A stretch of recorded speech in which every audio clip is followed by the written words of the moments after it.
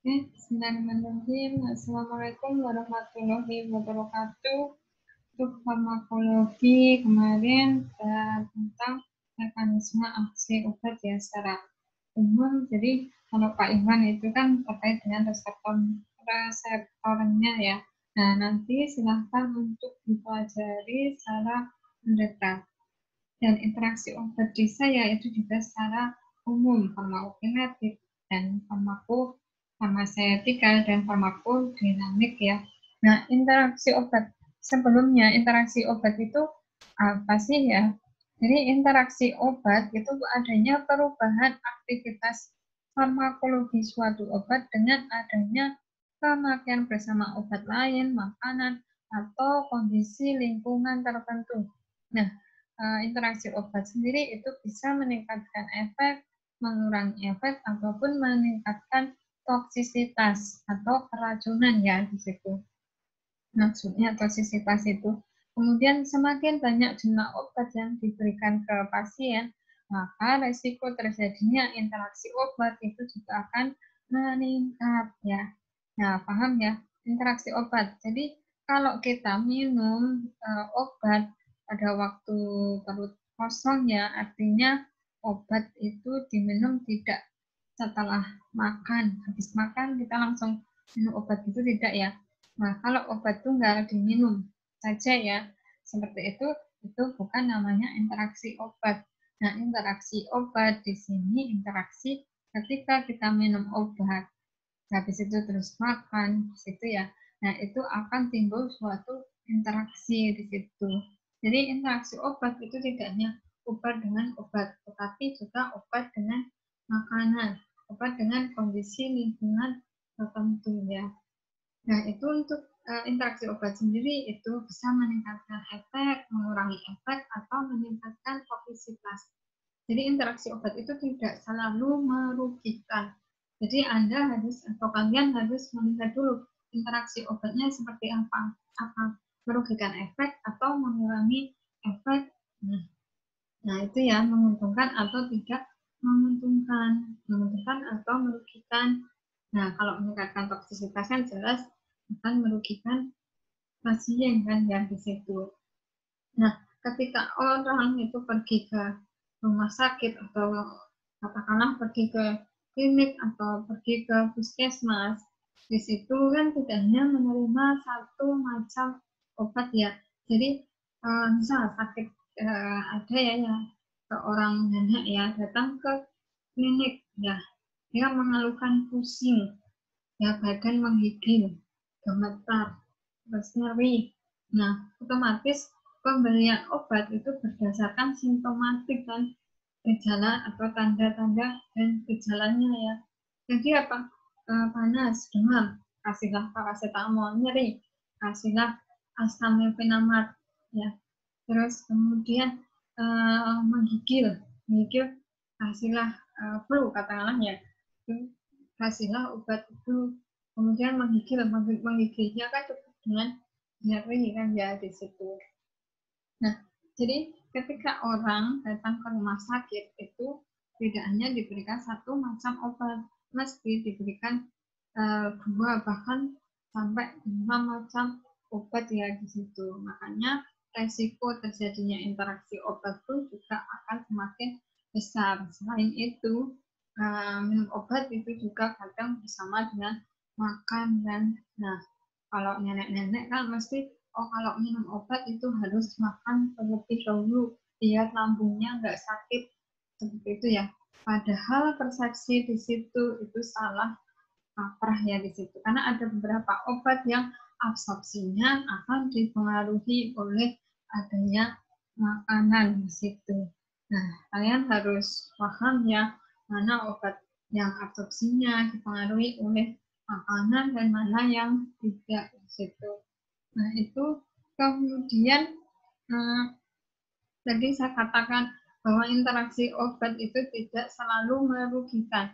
Nah, ada beberapa hal interaksi obat itu yang memungkinkan. Contohnya, dokter membiarkan terjadi misal penisilin dengan probenesid itu akan meningkatkan serum level penisilin dan memperlambat T setengah atau waktu paruhnya diperlambat. Waktu obat 50% ya, waktu yang dibutuhkan obat sebesar 50% untuk diekspresikan. Jadi si probenecid ini akan memperlama T setengah dari penisilin.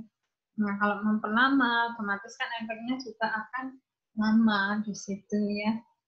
Kemudian penyebab dan signifikansi interaksi obat itu ada beberapa faktor ya. Faktor interaksi obat atau terjadinya interaksi obat itu ada beberapa faktor. Antara lain itu dosis obat, kemudian kadar dalam serum, kadar obat di tubuh kita. Itu. Kemudian cara pemberian. Cara pemberiannya oral, IV, IM, SC, oral, intravena, subkutan atau intramuskular ataupun secara sublingual itu ya, atau di bawah lidah. Itu. Terus kemudian metabolisme obat, durasi terapi. Durasi terapi itu kan lamanya, lama pengobatan. Itu juga akan mempengaruhi terjadinya interaksi obat ya. Kemudian faktor pasien. Nah, faktor pasien itu meliputi umur, jenis kelamin, berat badan, genetik ya. Di sini. Nah, saya jelaskan dulu kenapa dosis obat itu menjadi faktor penyebab dari interaksi obat ya. Di sini. Nah, semisal dosis obat, nah paracetamol katakanlah ya, semisal diminum 2 gram dalam beberapa hari atau bahkan dalam 3 bulan, itu bagaimana efeknya? Ya kan akan menyebabkan kerusakan hati kan. Nah, artinya dosis paracetamol itu aman, tetapi dosisnya ya jangan terlalu besar karena ada batas maksimal dosisnya kan ya di situ. Apalagi pada orang tua di sini ya. Kemudian kadar dalam serum, misal kadar dalam serum ketika obatnya masih ada di dalam serum, kemudian kita minum obat lagi. Nah, padahal jumlah protein kita itu terbatas, nah itu juga akan mempengaruhi di situ. Kemarin juga sudah saya jelaskan ya. Nah, di proses distribusi itu seperti apa. Kemudian cara pemberian. Nah, yang IV itu kan lebih cepat kan rutenya atau obat itu kan tidak perlu diabsorpsi. Kalau secara intravena otomatis langsung didistribusikan kali situ. Nah, kalau sudah didistribusikan bagaimana ya, efeknya akan cepat kan, otomatis. Nah, dosisnya itu kaitannya dengan dosis juga kan. Nah, kalau dosisnya besar bagaimana? Ya, di situ. Nah, otomatis akan menyebabkan interaksi obat kan di situ dengan yang oral, dengan yang IV seperti itu. Kemudian metabolisme obat, nah itu metabolisme yang terjadi di hati, kemudian durasi terapi lama pengobatan. Semisal pada pasien TB ya, pasien TB itu kan pengobatannya itu menggunakan beberapa macam antibiotik TBC kan ya, tuberkulosa. Contohnya rifampicin, INH, pirazinamid, ethambutol. Itu kan dari keempat itu ya. Nah, ataupun streptomycin di situ. Nah, misalnya dari 4 itu INH, pirazinamid, ethambutol, rifampicin. Nah, di situ itu kan pengobatannya dalam jangka waktu yang lama. Padahal obatnya tidak boleh sampai berhenti ya. Sekali pasiennya berhenti minum obat atau sehari tidak minum obat, besok baru minum obat, artinya kan pengobatannya diulangi dari awal kan. Nah, otomatis efek terapinya juga tidak akan tercapai kalau mengulangi lagi dari awal pengobatan kan. Karena pengobatan TBC itu lama, bahkan sampai 2 bulan atau 8 bulan, 6 bulan kan ya. Efeknya bagaimana? Nah, itu akan mempengaruhi hati kita atau menyebabkan kerusakan hati di situ. Nah, itu makanya nama pemberian obat atau durasi terapi itu resiko terjadinya interaksi obat antara obat-obat yang kita minum itu menjadi penyebabnya ini ya. Kemudian kalau faktor dari pasien, umur kan jelas ya. Kalau pediatri anak kecil yang umur 1 bulan atau 2 bulan itu kan organ tubuhnya belum terbentuk secara sempurna. Nah, artinya di situ kan kalau dosis obatnya atau obat yang pasien minum pada bayi tersebut kan tidak boleh disamakan dengan orang dewasa. Karena apa? Ya karena sistem organnya yang untuk metabolisme, hati, kemudian lambungnya itu kan belum terbentuk secara sempurna. Makanya pengaruh pada umur itu juga harus disesuaikan dosisnya ya. Kalau pasien geriatri atau pada lansia, nah pada lansia kan organ tubuhnya kan juga semakin menurun kesehatannya, kemudian ya kan di situ kan mengalami penurunan organ tubuhnya seperti hati, ginjal. Nah di situ harus hati-hati. Kemudian jenis kelamin. Kalau jenis kelamin seperti apa? Perempuan dan laki-laki ya. Nah, itu memang sudah dari atas ya, dari kuasa dari Allah ya di situ. Nah, yang laki-laki itu kan hormonnya itu juga berbeda dengan yang perempuan. Kalau yang perempuan sedikit nangis kalau kena pisau ataupun lagi haid gitu ya, mesti kan sedikit langsung lari ke pengobatan kan. Nah, di situ sedangkan laki-laki kan istilahnya kan masih kuat ya untuk ditahan kan di situ. Hormonnya kan juga berbeda pada laki-laki dan perempuan. Nah, perempuan kan lebih sensitif kan, artinya perempuan itu perlu kalian sayangi ya pada kita tuh ya udah mengandung ya di sini. Terus artinya kan ibaratnya ya perasaannya sensitif ya, sedikit-sedikit itu mesti larinya ke pengobatan kan ya, di situ baik yang herbal maupun yang bukan herbal atau sintetik ya di situ. Nah itu perbedaan antara laki-laki dan perempuan. Kemudian berat badan yang obesitas itu kan luas, permukaan tubuhnya kan berbeda, otomatis dosisnya yang harus disesuaikan ya. Genetik orang Asia dengan orang Afrika itu kan gennya kan berbeda, gen penyusunnya, kromosomnya itu berbeda. Nah, seperti hanya kita orang Indonesia Timur dengan orang Indonesia yang Jawa ya, suku Jawa dengan suku ya bukan Jawa istilahnya seperti itu ya, itu kan juga genetiknya berbeda kan di sini. Nah, kemudian itu faktor penyebab tadi ya. Interaksi obat sendiri juga dapat terjadi antara obat dengan makanan, obat dengan penyakit, obat dengan hasil lab, kemudian obat dengan obat tradisional ya di situ. Jadi tidak hanya terjadi antara obat dengan obat, tetapi obat dengan makanan, obat dengan penyakit, hasil lab, obat tradisional itu terjadi interaksi penyebabnya. Nah, kemudian interaksi obat dengan obat. Ya, yang dimaksud interaksi obat dengan obat itu apa sebenarnya? Jadi sebagai modifikasi efek dari suatu obat karena kehadiran obat lain, baik diberikan sebelum atau bersamaan, yang dapat memberikan potensi atau antagonisme suatu obat oleh obat lain. Jadi dapat menguntungkan ataupun dapat merugikan. Intinya interaksi obat dengan obat itu pemakaian bersama dua obat atau lebih ya, baik diberikan bersamaan, misalkan paracetamol dengan asam mefenamat kita minum secara bersamaan ya, ataupun dengan sebelumnya. Jadi paracetamol dulu baru asam mefenamat ya.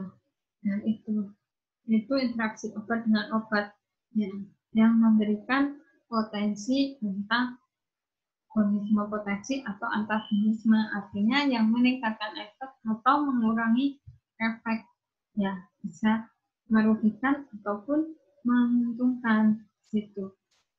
Itu interaksi antara obat dengan obat. Nah, kemudian interaksi yang merugikan, obat-obat golongan sedatif dan antihistamin jika digunakan secara bersamaan itu dapat menyebabkan penurunan kesadaran ya. Antihistamin CTM yang kecil warna kuning itu ya, untuk alergi. Misal ya, antihistamin itu efeknya apa? Mengantuk. Kemudian golongan sedatif. Golongan sedatif contohnya diazepam. Ya, diazepam ya. Nah, diazepam itu efeknya menenangkan, menidurkan juga kan efek sampingnya. Nah, kalau efeknya sama-sama mengantuk, jadinya apa? Ngantuk-ngantuk ya. Gitu. Nah, itu termasuk efek yang merugikan. Jadi, ngantuk-ngantuk sehingga akan menurunkan kesadaran dan memperlambat reaksi pasien karena penurunan kesadaran keduanya. Nah, efeknya sinergis, efeknya sama-sama sebagai atau menimbulkan efek mengantuk. Ya, tadi itu efek yang merugikan. Kemudian interaksi yang menguntungkan itu penggunaan bersama sulfamethoxazole dan trimethoprim. Jadinya cotrimoxazole. Itu penggunaan bersama antara metoclopramid. Itu kan kalau yang sulfamethoxazole, trimethoprim nanti silahkan cari di internet ya. Itu kan digabung itu. Jadi dua antibiotik sebenarnya ya. Jadilah cotrimoxazole di situ. Kemudian penggunaan bersama antara metoclopramid. Metoclopramid itu sebagai obat anti mual muntah ya. Nah, dengan paracetamol itu akan meningkatkan absorpsi paracetamol. Efek yang dihasilkan itu setengah tablet paracetamol dengan satu metoclopramid atau setengah tablet paracetamol dengan satu tablet metoclopramid itu sama dengan satu tablet paracetamol tunggal. Ya, di sini kita minum setengah metoclopramid, bukan satu ya, setengah metoclopramid dengan setengah tablet paracetamol itu efeknya sama dengan satu tablet paracetamol yang tunggal. Nah, kemudian interaksi obat dengan makanan. Tadi kan interaksi obat dengan obat. Sekarang interaksi obat dengan makanan. Nah, itu kemarin sudah saya singgung juga kan, dengan adanya makanan itu absorpsi obatnya juga akan berubah ya. Untuk mendapatkan efek obat yang optimal, itu obat harus diminum tepat pada waktunya. Nah, tepat di sini itu kaitannya sebelum atau sesudah makan, pagi, siang, ataupun malam.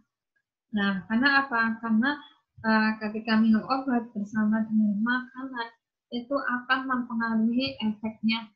Dan ada obat-obat yang diminum pada saat tertentu. Artinya apa? Jadi dengan adanya makanan, efek dari obat itu akan dipengaruhi ya. Jadi makanya obat itu harus diminum tepat pada waktunya, sebelum ataupun sesudah. Nah, sesudah pun atau sebelum pun itu juga tidak habis makan langsung minum gitu, tidak. Nah, maksudnya dikasih jeda 1 atau 2 jam perkiraannya ya. Jadi kalau sebelum makan berarti jam berapa?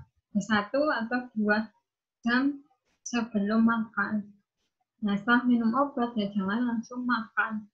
Jeda dulu 1 jam ataupun 2 jam. Kenapa? Ya diharapkan selama 1 atau 2 jam makanan sudah diabsorpsi ya di dalam lambung maupun usus kita di situ.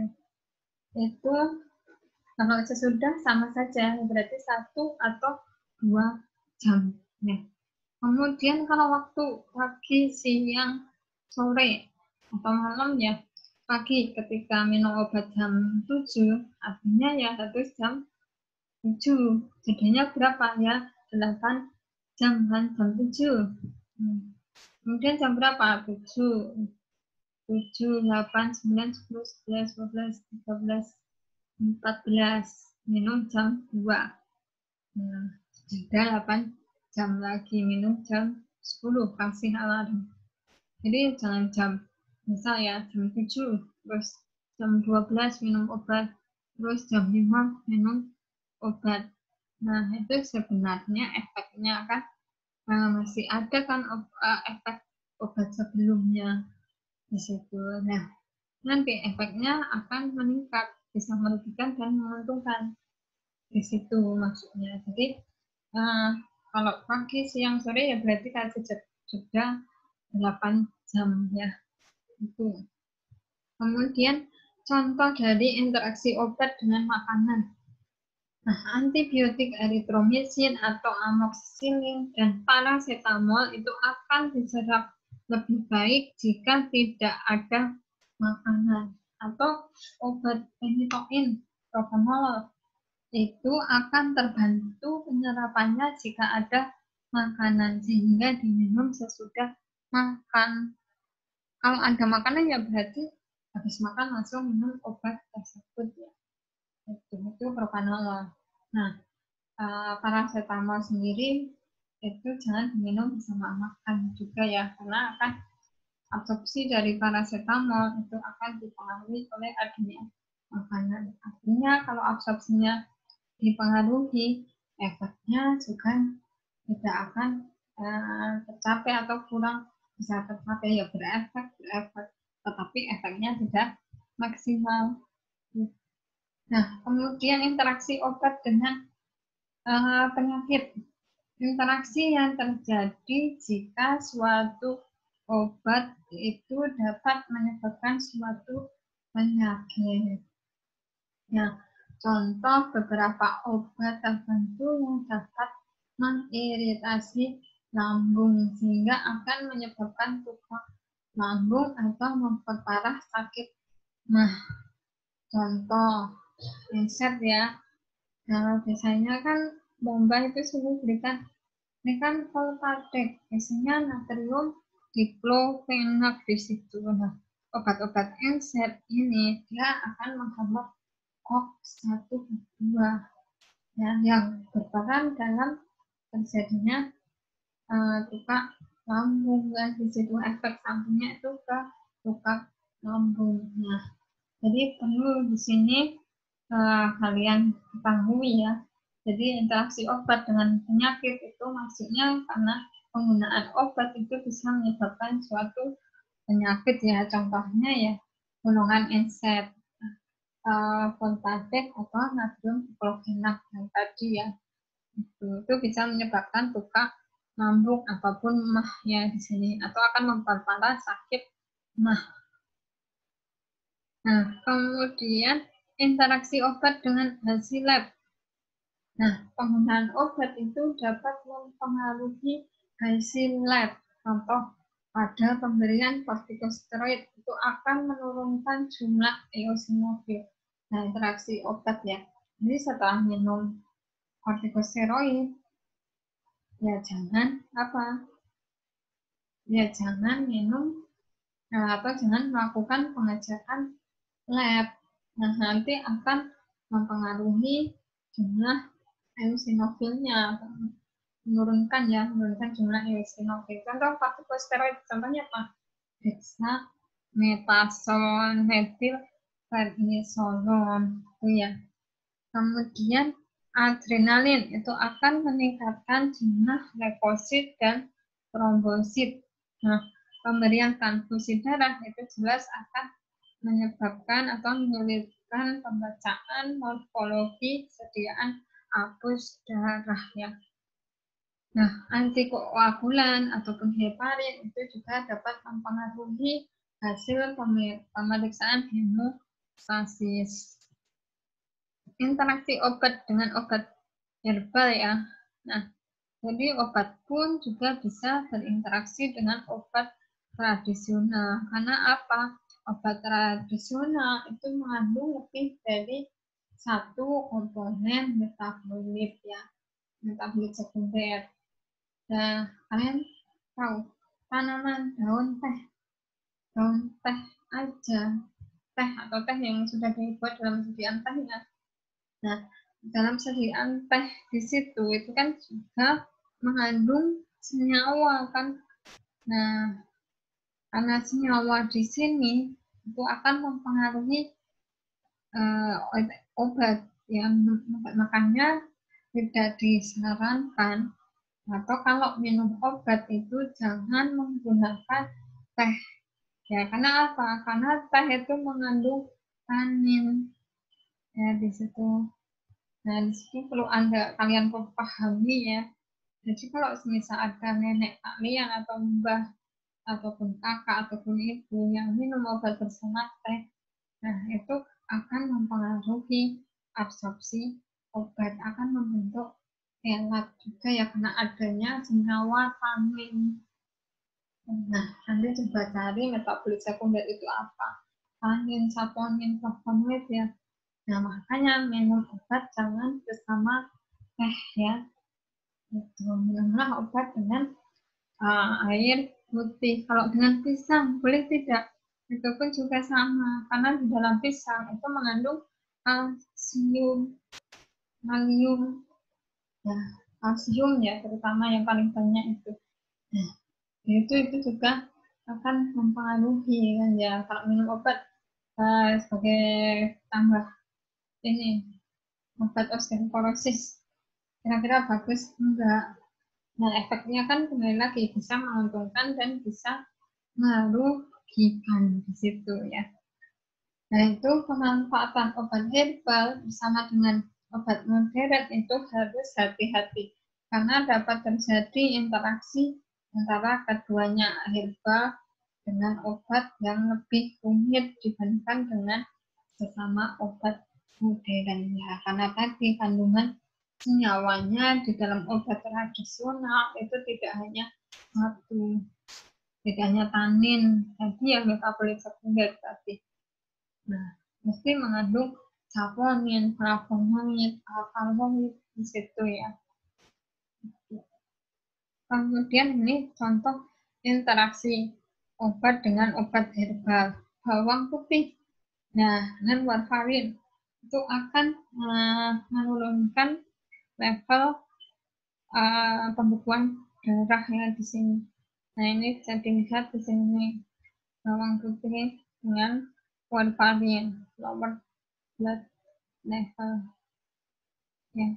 Itu kemudian ada ginkgo biloba, aspirin, nah kan menyebabkan bleeding atau pembekuan darah ya. Nah ini interaksi obat dengan jus anggur. Nah, jus anggur atau grapefruit juice ini akan meningkatkan bioavailabilitas dari phenolbitin sampai dengan 200% ya. Itu nah, ini kalau diujikan ke tikus, efek grapefruit juice terhadap taulinol pada tikus yang GF ini maksudnya grapefruit juice. Ini sama aja contoh daya analgetik salisilat sebelum dan setelah pemberian brokoli, asam asetat, salisilat, dan N-salisilat plus brokoli. Nah, brokoli sendiri itu akan memperlama onset. Nah, kemarin apa onset durasi? Onset waktu mulai obat bekerja, durasi lama kerja obat. Jadi si brokoli ini akan memperlama onset dari fenobarbital waktu mulai obat tersebut berefek ya. Nah, Brokoli juga akan mempercepat durasi dari fenobarbital, durasi lama kerja obatnya. Nah, kemudian mekanisme interaksi obat ya. Nah, mekanisme interaksi obat itu sebenarnya sama mekanisme dengan aksi obat. Nah, sebenarnya mekanisme aksi obat yang saya jelaskan kemarin itu secara umumnya. Nah, secara khususnya itu kan sudah disinggung sama Pak Ivan ya di pertemuan keempat. Nah, sudah disinggung di situ, nanti silakan dipelajari lagi. Nah, nanti saya akan jelaskan di pertemuan atau saya upload lagi di pertemuan keempat ya, maksudnya itu seperti apa interaksi obat dengan atau mekanisme obat dengan reseptor, baik itu karena ion, protein G, ya, dan sebagainya, atau protein pembawa gitu ya. Jadi ini sama mekanisme interaksi obat ya. Nah, sama intinya kayak kemarin mekanisme aksi obat. Ada farmakokinetik, farmakokinetik, dan farmakodinamik ya. Nah, ini interaksi obat, interaksi dalam proses metabolisme. Nah, kemarin ya terdiri dari dua fase. Jadi, ketika obat diabsorpsi, kemudian didistribusi di metabolisme, di sistem metabolisme ini terdiri dari dua fase. Fase 1 melibatkan enzim sitokrom P450 ya. Nah, kenapa dinamakan P450? Karena enzim ini bisa dibaca pada panjang gelombang 450 ya. Nah, fase 2 itu melibatkan senyawa endogen. Nah, reaksinya apa? Konjugasi, glisin, glucuronidase, glutathione. Nah, perubahan enzim yang ada di dalam hati oleh adanya suatu obat itu merupakan mekanisme utama interaksi obatnya. Nah, interaksi farmaseutis tadi ya, maksudnya itu interaksi farmaseutis adanya perubahan atau reaksi kimia dan fisika antara dua obat atau lebih yang dapat dilihat oleh kita secara kasat mata.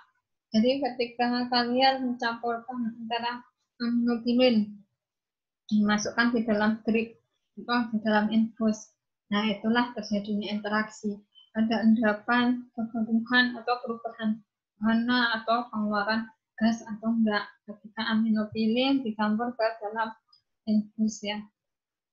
Itu kemudian interaksi farmakokinetik ya, itu terjadi perubahan dalam proses absorpsi, distribusi, metabolisme, atau ekskresi, sehingga akan mengakibatkan perubahan efek obat ya, sama kayak kemarin absorpsi, ya, absorpsi, D-nya distribusi, M-nya metabolisme, E-nya ekskresi ya di sini.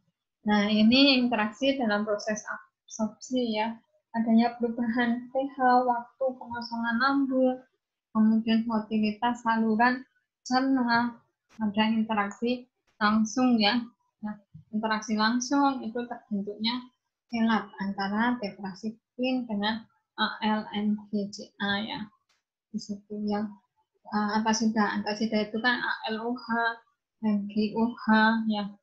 Nah, tetrasiklin itu suatu antibiotik ya. Nah, itu kemudian mekanisme interaksi obat pada proses absorpsi itu akan mempengaruhi kecepatan absorpsi obat dan memperlama proses absorpsi ya. Nah, jadi yang terjadi di proses absorpsi bisa mempercepat absorpsi dan memperlama absorpsi ya. Nah, ketogenasol itu memerlukan kondisi asam untuk proses absorpsi. Di situ ya. Ini bisa kalian lihat. Kemudian dalam proses distribusi, nah ketika diabsorpsi dirubah menjadi partikel yang lebih kecil agar dapat didistribusikan kan.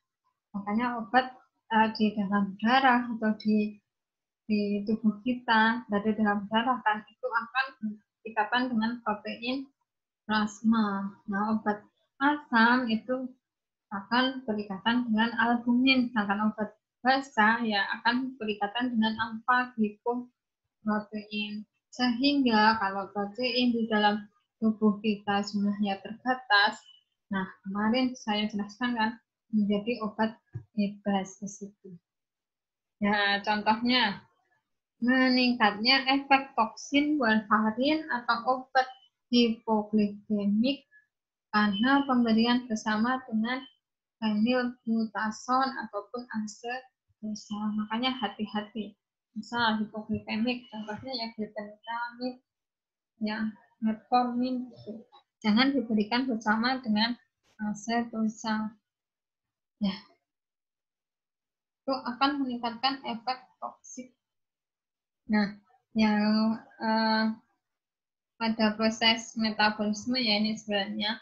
Nah, kalau pada proses metabolisme interaksinya ada dua, inhibisi enzim dan induksi enzim. Inhibisi enzim itu merupakan mekanisme paling sering dijumpai. Inhibisi enzim itu menurunkan kecepatan metabolisme ya. Karena saya ini slide-nya harusnya yang tadi pada fase metabolisme harusnya sebelum ini ya. Nanti silakan dicek atau kalau bisa nanti saya coba. Jadi pada proses metabolisme interaksinya ada dua macam ya, inhibisi enzim dan induksi enzim. Nah, inhibisi enzim ini meliputi apa saja? Inhibisi itu menurunkan kecepatan metabolisme obat sehingga meningkatkan kadar obat di dalam tubuh ya. Nah, induksi itu akan meningkatkan kecepatan metabolisme. Nah, ini contoh senyawa sitokrom P450 ya. Jadi enzim sitokrom P450 itu turunannya juga banyak macam-macamnya ya. JP1A, 2, JP3A, JP2C9 ya. Nah, ini interaksi dalam proses metabolisme. Hambatan enzim tadi ya, contohnya chloramphenicol, simetidin, allopurinol. Nah, kalau digunakan bersama dengan chloramphenicol itu akan meningkatkan atau menghambat aktivitas enzim induktor. Nah, pengguna ekstradiol atau pil KB, orang yang baru menggunakan atau baru terapi anti TB itu tidak boleh minum pil KB karena mengandung ekstradiol. Nah, di situ akan menyebabkan atau menurunkan kadar dari ekstradiolnya sehingga yang baru mau KB ya percuma saja minum obat pil KB karena efeknya akan dipengaruhi oleh adanya rifampicin. Nah, jadi perlu kalian ketahui kalau semisal besok ketemu, nah bisa mau melakukan KB, nah tanyakan dulu dia baru terapi TBC atau tidak atau sedang menggunakan obat-obat TBC atau tidak. Karena nanti percuma dia menggunakan pil KB ya. Nah ini nanti bisa dipelajari ya. Nah, interaksi dalam proses ekresi. Nah, gangguan ekresi ginjal itu akibat kerusakan ginjal. Kemarin sudah saya jelaskan bagian-bagian ginjal pun macam-macam ya. Jadi ada kapsul komen, Leptin-Hende, glomerulus, kemudian tubulus proksimal, tubulus distal. Nah, interaksi ini terjadi ketika ada kerusakan pada gangguan ginjal. Ya, misalkan glomerulus, dia harusnya menyaring. Ya, obat-obat yang hasil dari metabolisme itu harusnya dibuang lewat glomerulus. Nah, karena glomerulusnya rusak, nah sehingga akan menyebabkan efek toksik juga ya. Nah, ini perubahan pH urin pada ginjal ya. Hasil ekresi ginjal itu berupa apa? Urin kita ya. Nah, perubahan pH urin. Itu terjadi perubahan pH urin, maka akan menyebabkan perubahan clearance dari ginjal atau bersihan dari ginjalnya. Semua yang dimetabolisme, baik itu makanan, itu akan diekskresikan ya. itu kemudian sekresi aktif di tubuh ginjal. Nah, kalau farmakodinamik itu interaksi terjadi pada tingkat reseptor. Jadi mekanisme yang aksi reseptor itu mekanisme aksi obat dengan reseptor ya, karena ion protein G gitu ya. Itu kita bahas lagi. Kemudian tingkat signifikansi interaksi obat. Nah, ada yang cepat dan ada yang tertunda ya. Jadi interaksi obat itu tidak selalu langsung muncul, tetapi bisa waktu yang lama atau ditunda. Waktunya nanti setelah minum obat ya. Kemudian tingkat keparahan dari interaksi dibagi menjadi 3 ya. Mayor, moderate, minor. Mayor itu efek potensial yang membahayakan jiwa, yang menyebabkan kerusakan permanen, sehingga harus diganti obatnya kalau jadi interaksi. Moderate itu menyebabkan perubahan dari status klinis pasiennya. Nah, bisa dilanjut digunakan atau tidak, tetapi kita harus monitoring pasiennya. Yang minor itu yang ringan, nah biasanya kan mempengaruhi secara signifikan terhadap efek obat. Jadi tidak apa-apa, nggak perlu diganti obatnya. Nah, ini moderate interaksi atau interaksi yang sedang itu perlu dilakukan perubahan dosis tadi ya. Jadi interaksinya monitoring aja, lakukan perubahan dosis terus kita lakukan monitoringnya. Nah, contoh ini obat anti TB, rifampicin dan INH. Nah, itu akan meningkatkan kejadian hepatotoksik. Itu artinya ya. Makanya kita harus hati-hati pada pasien TB ya. Dicek kalau semisal ya kontrol, biasanya kan sebulan obatnya habis. Nah, ketika kontrol itu harus dilakukan pengecekan SGUT, SGTT untuk melihat adanya kerusakan hati ya. Nah, interaksi kuat itu memungkinkan harus dihindari. Ya. Nah, signifikansi ada 1, 2, 3, 4, 5. Yang 1 itu berat atau berbahaya. Yang signifikansi 2 berat atau berbahaya sampai sedang ya di sini.